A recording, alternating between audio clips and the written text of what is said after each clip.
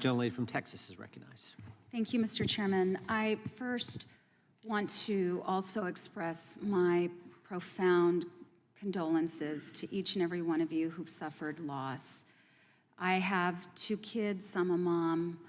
I would do anything for my kids, and I cannot imagine the grief of losing a loved one in such a tragic way. So I want you to know how much I respect the courage that it took for you to be here today, to share your grief and your pain. I represent El Paso, Texas, an incredible community right on the US-Mexico border. I'm the only member of this committee who actually lives on the border, raised her kids on the border. I'm a 3rd-generation border resident. And there is no one who wants to modernize our outdated laws more than those of us who live on the border. We are the families that have for decades been trying to help the federal government treat people with dignity and humanity. And we have long been asking for reform. I think what is most frustrating to me as a member of Congress is what is happening today at this committee hearing, where we have colleagues who are exploiting people's pain for political purposes, and unfortunately, that's what's happening today. The finger pointing at the administration by members of Congress is frustrating to me as a member of Congress because we are the ones who write the laws. It is legislators who are responsible to write the laws around immigration, around border policy, and it is up to legislators to adequately fund the resources necessary. I can tell you that I have been pushing a bipartisan comprehensive immigration reform bill that addresses outdated border policies and that addresses migration and immigration together. There are 8 Republicans who've had the courage to join that bill. None of them are on this committee. And that bill cannot move because of the obstacles put in front of that. The administration has tried and asked over and over again for adequate resources. They've been hamstrung by obstacles put in the way, preventing those resources from getting to where they need to be. Mr. Ivey mentioned a Senate bill so draconian, I could not have voted for it. It was enforcement only. It was, to me, not workable because it was so focused, again, only on enforcement. But it wasn't Democrats who stood in the way of that. It was the folks on the other side of the aisle who torpedoed what was the most border hardening bill ever written. And that's what Republicans called it. And with regard to, Mr. Ivey, you mentioned wanting solutions, and one of our colleagues mentioned HR 2. I know you're aware of this, but their bill, HR 2, relies almost exclusively on Mexico. And if Mexico wasn't doing the job that they're determining needed to be done in HR 2 was a fantasy. It wouldn't do anything. My point is this.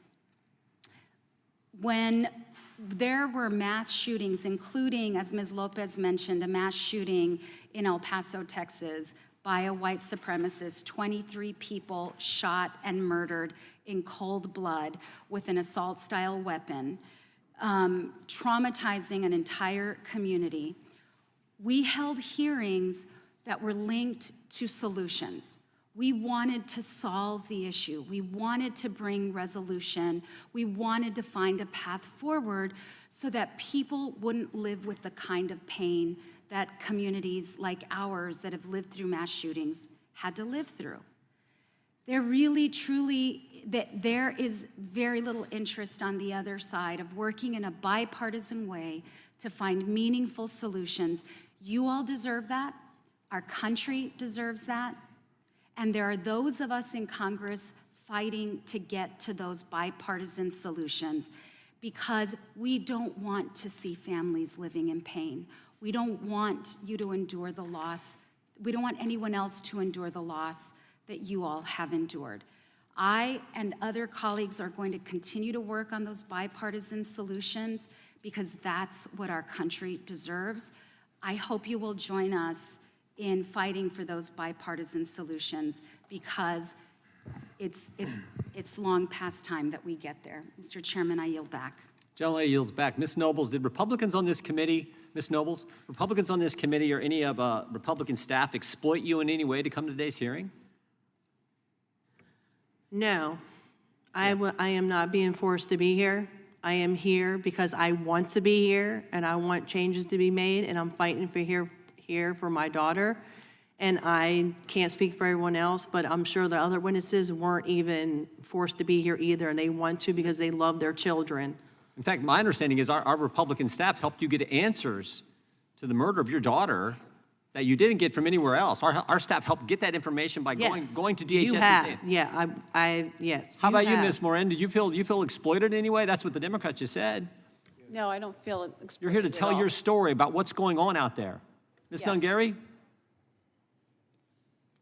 No, I do not feel exploited. I simply want to raise awareness that we need change, and my daughter's voice and her memory should not get lost in that. Well said. Ms. Funder? No, I don't feel exploited in any way. As a matter of fact, I find it very interesting that all 5 minutes for both of your testimonies on the left have not had any questions for us up here, but instead a speech. And I will tell you, I'm getting tired of hearing about the most comprehensive border bill, which did nothing for for American citizens. It gave visas to people who needed to extend their visas, and it gave asylum to people coming over, and it did zero for an American citizen. And I would love somebody to answer to me what it actually did for American citizens. It did not do anything for an American citizen. Ms. Aguirre? Ms. Aguirre? It's insulting that you would say that to these families, that you would make an assumption that they're being used or exploited anyway. You know, what I will do is I'll give you my number. It's 281-673-0736, and I'd like a phone call from you to see what you can do to help these families, because every single week I get bombarded with calls from victims all over the United States, but I'm just a small person with a small foundation that helps people here locally in Houston and Harris County. Not one time when her daughter was murdered and I was helping her navigate the criminal justice system did one Democrat call me to offer their assistance. It was only Republicans, and I am an independent. I vote both ways. So it's insulting. No, please don't speak over me, because I'm still talking. Okay. I'm not done. I have the mic. I have the floor. I have the floor. If you want to answer me, you ask. The chair has the time, and the witness is allowed to respond. So I'm asking, you said some very broad statements. It's insulting. These people lost loved ones. They lost children. And we want to see a difference. We may not understand everything that's going on, but I assure you that we're not being used in any way. And if today somebody calls that number that wants to help from any side of the aisle, we want solutions. That's so what do I not, just I'm still talked talking. about. So please don't. I just talked don't about make an assumption. Don't make an assumption that we're being used. That is insulting. The time belongs to the chair. The chair exploitive. now yields. Insulting. The chair yields the remainder of his time to the gentleman from Texas.